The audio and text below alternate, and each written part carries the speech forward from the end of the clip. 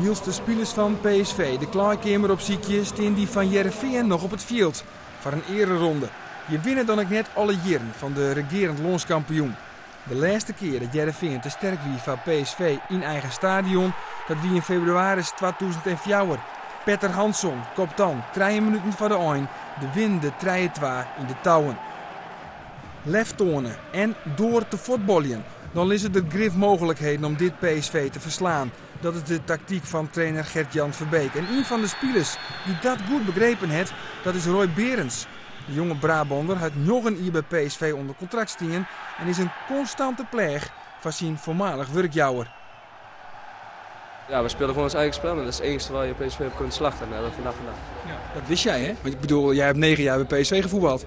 Ja, maar ja, PSV is natuurlijk altijd lastig, hebben veel kwaliteit. Het is een heel stug team, maar ja, het is toch gelukt vandaag, dus dat is het belangrijkste. Dat moet een heerlijk gevoel zijn voor jou als oud PSV'er. Ja, zeker een heerlijk gevoel, maar ja, dat is aan de ene kant wel een beetje jammer natuurlijk voor hun, maar ja, ik speel nu hier, dus ja, we moeten toch 3 punten hier houden. Ja. Vind je het toch een beetje jammer voor hun, omdat je misschien toch een beetje PSV'er bent? Ja, ik heb toch 9 jaar eigenlijk gevoetbald en ja, ik zou graag nog ooit willen voetballen, dus ja. Ja, nee, je hebt in ieder geval vandaag wel je visitekaartje afgegeven, want je gripte de eerste helft met name constant langs je verdediger. Ja, dat wel, maar het ligt natuurlijk niet aan één wedstrijd, je moet het hele seizoen constant zijn, maar het is natuurlijk lekker dat je tegen PSV zo draait.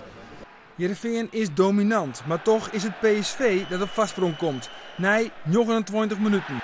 De vastzet van Kenneth Perez wordt toch doelman van den Bussen net goed verwerken en spits Danko Lazovic profiteert. Maar het antwoord van Heerenveen liet net lang op een wachtje. Uit de vrije trap van Pranjic kopt Bak Nielsen de liekmaker achter Gomez. Bak Nielsen is dan misschien net de grootste. Hij kan wel goed timen en hij wint hier het kopduel van de beide PSV'ers Marcellus en Kromkamp. Maar 2 minuten later, dit moment. Daniel Pranjic valt uit met een hamstringblessure. Joert wordt er een echo maken om te zien hoe groot de skier is. Maar het uitvallen van Pranjic is toch een behoorlijke domper. Gert-Jan Verbeek brengt dan Miralem Soleimani en daarmee neemt hij een risico. Maar met deze wissel leidt hij misschien ook wel de basis voor de uiteindelijke oorwinning. Dan naar Alfonso Alves. Hij krijgt correct voor het skof nog een grote mogelijkheid om Heerenveen op vastsprong te zetten. Mooie onval via Bradley en Berends. Maar Alves scoort net. En ook in de tweede helft krijgt de Braziliaanse topscorer nog een aardige mogelijkheid. Maar hij weet zijn longenoot Gomez net te passeren. Tive 2 chances, não daquela chance que eu gosto, mas o importante foi a vitória hoje. Sim, maar PSV também tem bom guarda-redes, não é? Sim, é claro, tem grande goleiro, está numa boa fase, mas o importante foi a vitória hoje. Você está, como se sente agora? Tranquilo, mas talvez também cansado? Sim, é claro que muito feliz por causa da vitória e parabéns para o grupo todo. O PSV tem grande time e por isso que está na liderança, mas também o Heerenveen mostrou hoje que tem qualidade para ganhar. O ano passado você viu o nome de você muitas vezes nos jornais. Aqui em Inglaterra, você já tem alguma ideia onde que vai jogar no próximo ano? Pode dizer alguma coisa? Não, isso eu não sei ainda. Tem muito ainda aí para rolar e vamos ver ano que vem. Verdedigend had Heerenveen het aardig onder controle en ook Kelvin Jong Apin Kim Veromsjen op een prima competitiedebuut. Hij speelde Jefferson Vervan volsloon uit de wedstrijd. De Peruviaan krijgt één grote mogelijkheid, maar zit de bal dan oer en wordt gelijk terug interimcoach Jan Wouters naar de kont hellen.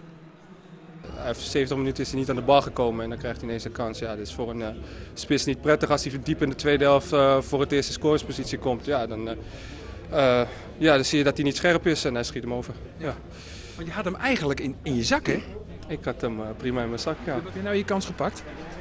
Dat moet je aan de trainer vragen. Ik denk dat ik het verdedigend gezien goed heb gedaan op 1 moment na. En ik denk dat ik aan de bal gewoon wat beter moet nog. Ik denk dat dat komt naarmate hij meer wedstrijden speelt. En dan hoop ik dat ik weer goede concurrentie ben voor de linksbackpositie. Het winnende doelpunt komt uiteindelijk van de voet van een Fries. En het is net Geert Arend Roorda. PSV-verdediger Jan Kromkamp uit Makkingeer beziekt het Soleimani te verdedigen, maar via de voet van diezelfde Kromkamp wordt de bal dan van Jochting verloren en dan is PSV-doelman Gomez kansloos. De 2-1 bloot op het scorebord staan en dan kunnen de spelers van Heerenveen mooi de ereronde uit zetten. De ploeg is na een mooie competitiestart dwande mijn aardige inhaalrace.